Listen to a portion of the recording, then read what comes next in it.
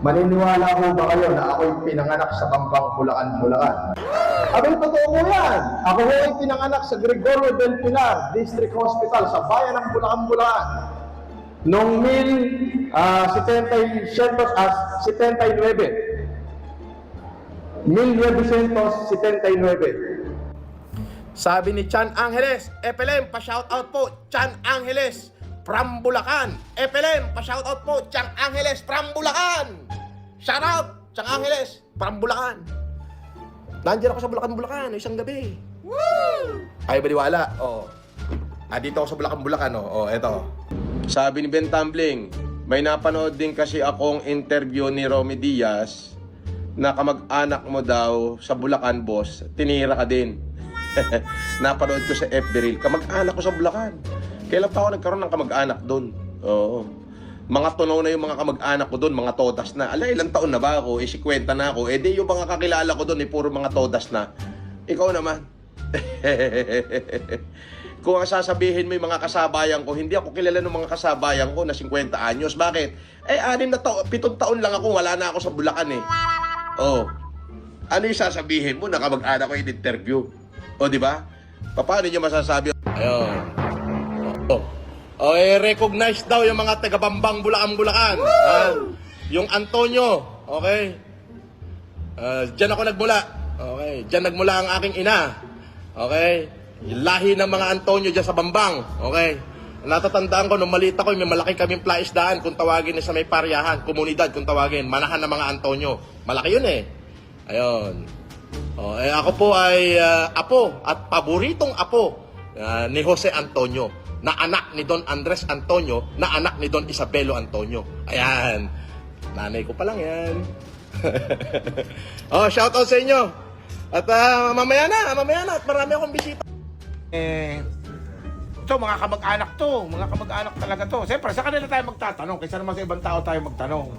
Ano ba talagang si Norman, dito talaga nakatira yan? Dito, may bahay sila dito. Si Lorenzo. Lorenzo, tawag ko Lorenzo. Yun ang napagano ko. Napagalan ni Lorenzo. Pero ano na rin. Oo. Tapos dito sila nakatira. Dito ba sa pinakamat? Mo na to, baka malaglag na. Base sa birth certificate niya dito. Ay, birth certificate niya dito. Si Nan Remy kasi, saka airpot ko. Isang buo. Isang buo. Oo. Tapos, ang airpot ko kasi, mahigpit sa mga Antonio. Siguro, pagkamatay ni Lolo Jose, mga 6 na taon nagbantay ron si Berto. Siya yung pinaka-enkargado. Dahil nagkakagulo ang mga Antonio, alam mo sabi ni nanay? Sa inyo na yan. Hindi ko yung kailangan. Asan na to?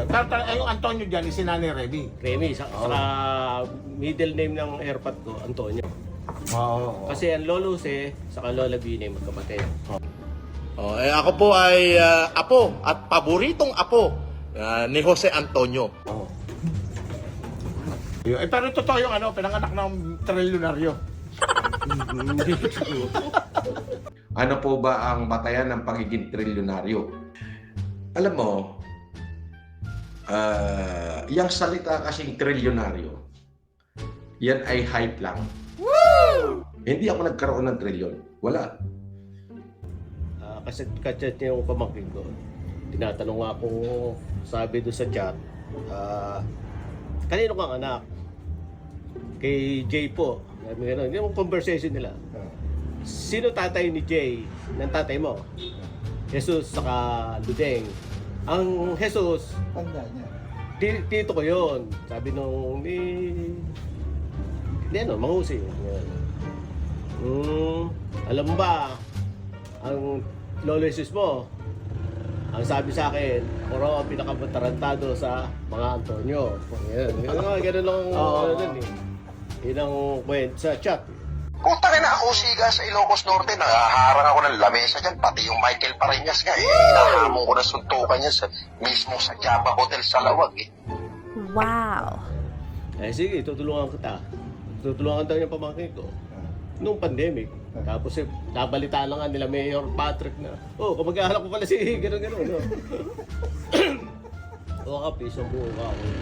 Pinatunayan naman itong ka. Kaya nga alam naman itong ka na kamag-anak talaga namin yun. second cousin. O, sa Antonio yun. San Antonio. Pero sa Marcos, hindi ko kamag-anak. Marcos.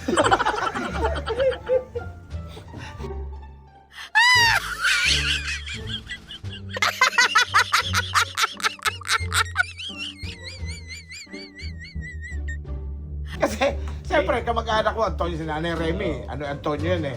Ang hinahanap namin kamag-anak ngayon, sino kamag-anak niya sa Marcos? Si... Yun lang. Ako kilala nila, ikaw hindi, bobo ka.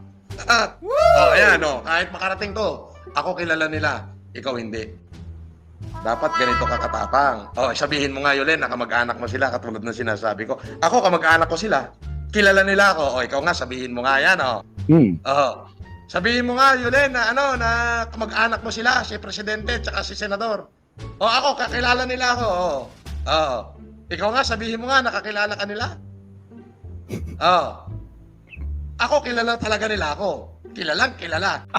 Ay, sasabihin mo ako, peke, ako kilala nila. Ikaw, kilala ka ba nila? Ah. Di ba? May sense ba?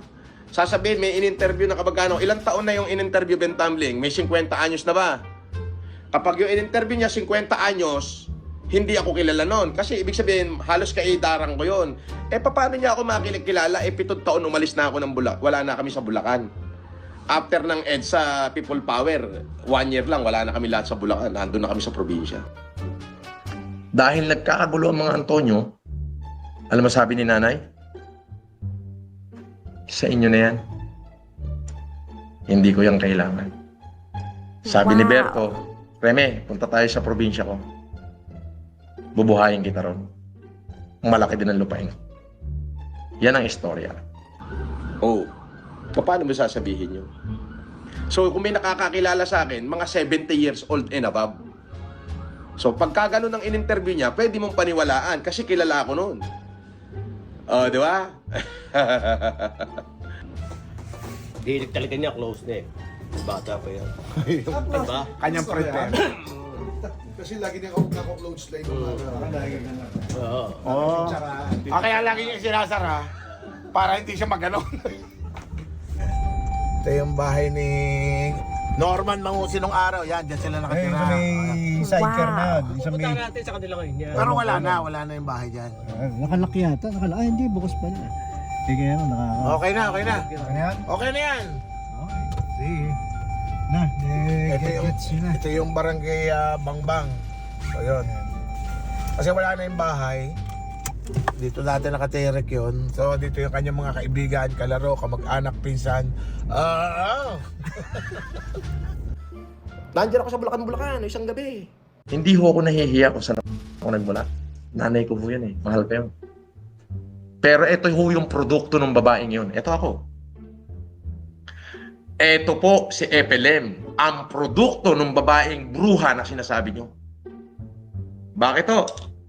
Napalaki niya akong may takot sa Diyos. Napalaki niya ako na may pagmamahal sa kapwa. Kung bakit kayo nagkaroon ng pandemic hero ngayon na sinasabi ninyo, yan po ay dahil doon sa babae na yun. Ayun po. And that is the story behind the story. Wala na akong hindi, yung sinabi ko na yan na ho yung buong katotohanan at buod ng lahat ng katotohanan. Okay ho ba yun? Ayun o. Woo!